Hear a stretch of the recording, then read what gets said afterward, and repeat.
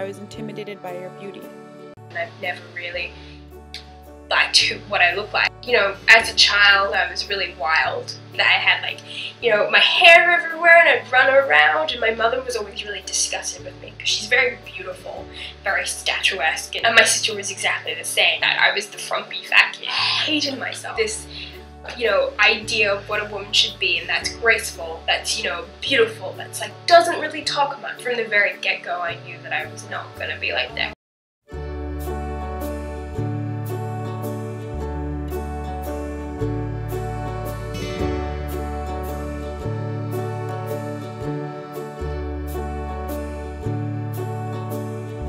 My name is Idrissa Rao. Yeah, but here when you come here, I'm known like on a Nestor's name because I pick it up in soccer.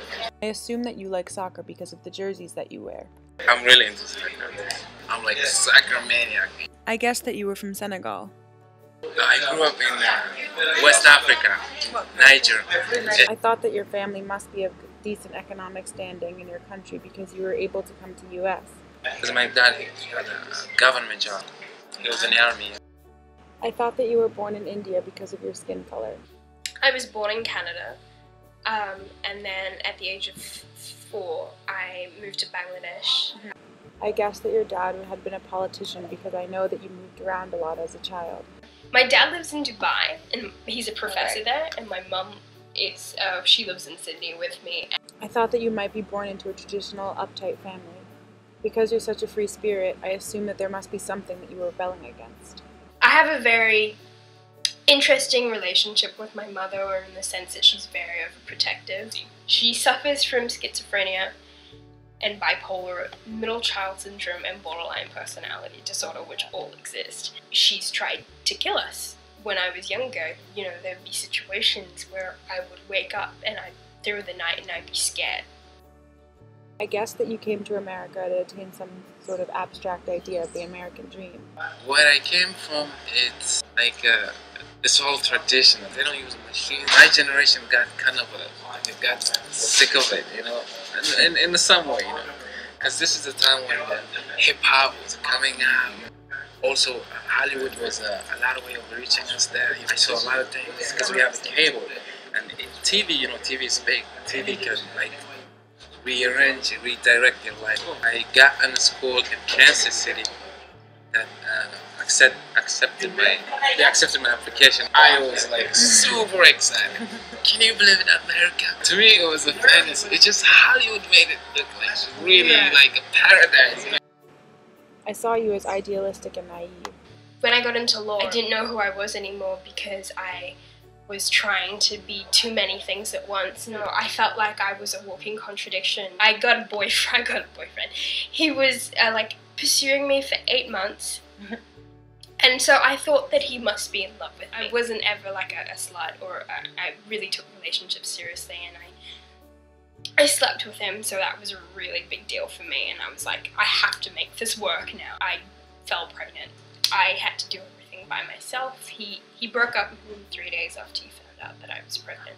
I mean, I've never thought that abortion is wrong, but I never thought that I would ever be in a situation where I'm 19 and I'm pregnant. I was never that girl. And it was like the hedonist period in my life because I was doing all these things that I never thought I'd do. And I was just doing them because I was like, yeah, I'm being experimental. You know, it's, you know, I'm young.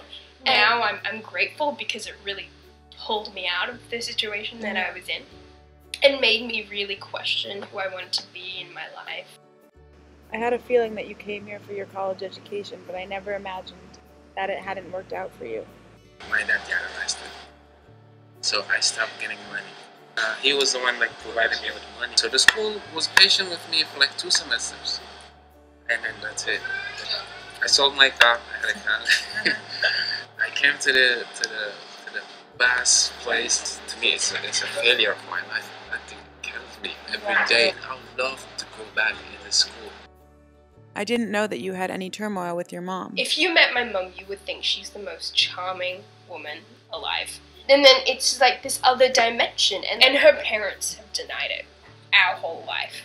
They blame everything that she does on us. Dad took her to see a psychiatrist when I was probably like 3, and the psychiatrist was like, have you ever thought that it could be you. And she walked out. She turned to my dad and said, "You paid that psychiatrist to say that." I just don't know how he does it. My heart goes out to him. He's sacrificed so much to stay with her.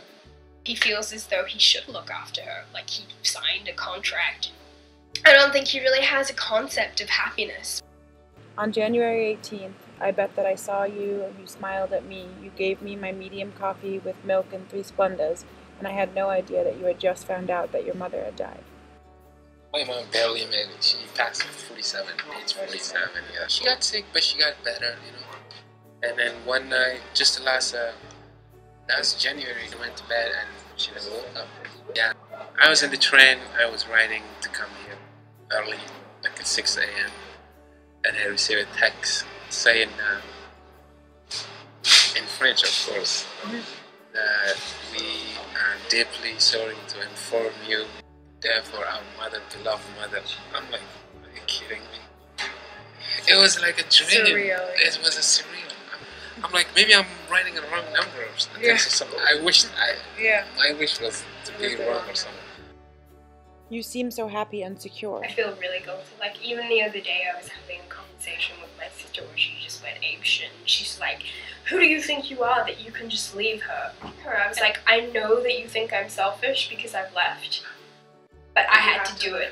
You know that whole concept that you hear about in Islam, and it's called jihad? It actually means an inner struggle. So I've always looked at my mother as being a jihad, my internal struggle, and something that I have to better myself for. Based on your love of soccer, I would have guessed that you dreamt of being a professional soccer player. I just want to be like a businessman that will be able to travel around the world, that will take a lot of good stuff, like computers and food-wise, and just take it back and forth, import export. Yeah. Yeah, from the state to my country. I thought that you were single. I needed something heavy to lift up to the apartment. A friend of mine was like, "There's this guy, he's really hot. You should meet him." And I was like, I didn't really think anything of it. I came to my apartment to, like, you know, drop off the heavy thing. And I was like, "Do you want some tea? Do you want some ice cream?" He sits down and we start talking, and there's other people there, and my friend was like, it was like nobody else was in the room. It was just you two talking. I knew that you were passionate about social justice, but I didn't realize how deeply knowledgeable you are about politics. And I come home and it's like John doesn't know anything about anything to do with fashion or style or, you know, any of this world, and we just talk about politics all day. It's just a really good balance. I am really passionate about Israel and Palestine. I want rights for Palestinians, because Palestinians aren't just Muslims. Like, all the Palestinians I know are Roman Catholic. It's not about religion. It's never been a religious war. I thought you were in a long-term relationship. It's someone we kind of like grew up together in school, and when I came here, but the fact that we were departed from one another, you know, really affected me big time. I knew love through that lady, and I learned so much from her, and somehow she didn't get a chance to come here.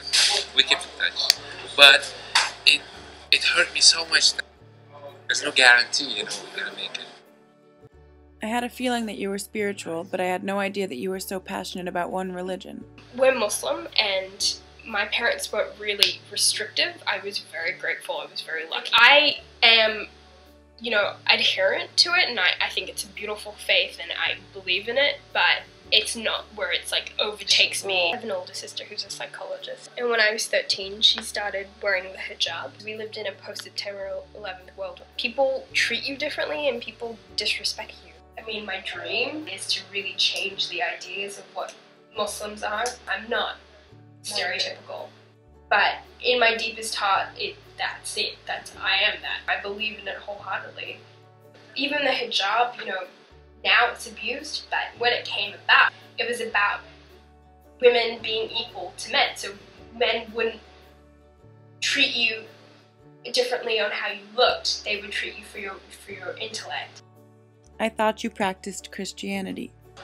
Basically, the belief I was raised into was Islam. Yeah. I free fact that I read book based on my sense of judgment. Nothing really interfere with its teaching. I thought your biggest focus right now was to work for Style Like You.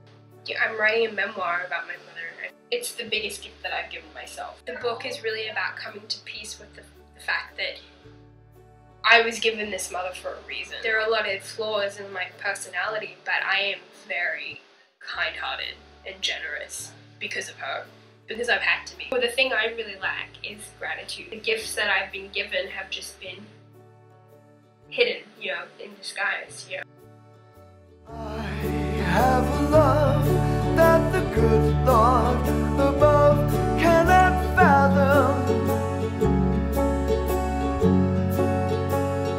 yet it's rational.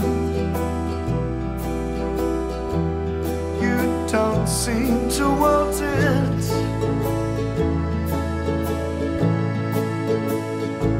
But if pain wears you thin, I could color you and take the gray away. If you'd let me stay.